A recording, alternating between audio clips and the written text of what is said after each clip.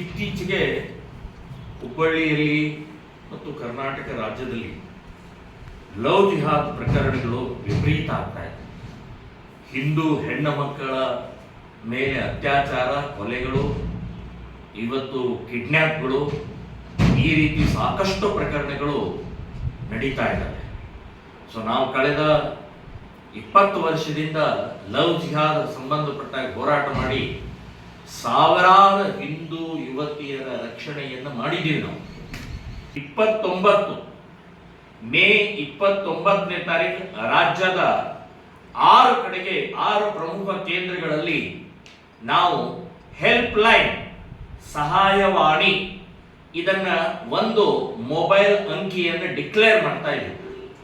ಇಡೀ ರಾಜ್ಯಾದ್ಯಂತ ಹಳ್ಳಿಗಳಲ್ಲಿ ಮನೆಗಳಲ್ಲಿ ಈ ಅಂಕಿಯ ಮೂಲಕ ಹಿಂದೂ ಹುಡುಗಿಯರ ಮಹಿಳೆಯರ ಸುರಕ್ಷತೆಯನ್ನು ಮಾಡೋ ದೃಷ್ಟಿಯಿಂದ ಹುಬ್ಬಳ್ಳಿ ಕೇಂದ್ರಿತವಾಗಿ ನಾವು ಇದನ್ನು ಅನುಸರಿಸ್ತಾ ಇದ್ದೀವಿ.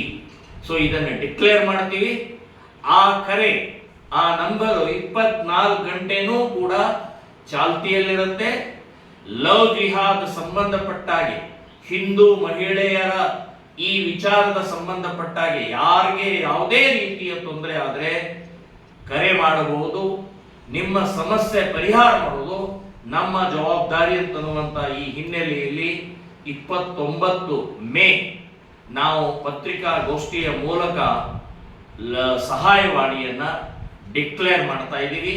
ಸೊ ಎಲ್ಲ ಮಠಾಧಿಪತಿಗಳು ಕೂಡ ಇದಕ್ಕೆ ಆ ಪತ್ರಿಕಾಗೋಷ್ಠಿಯಲ್ಲಿ ಭಾಗವಹಿಸ್ತಾ ಇದ್ದಾರೆ.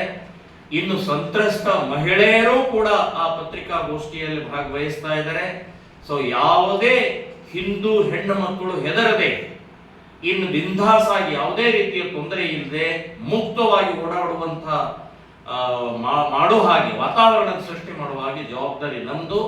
ಸಹಾಯವಾಣಿ ನಿಮ್ಮ ಪರವಾಗಿ ಇರುತ್ತೆ ಅಂತನ್ನುವಂಥದ್ದು ಈ ಸಂದರ್ಭದಲ್ಲಿ ಹೇಳ್ತಾ ಇದ್ದೀನಿ.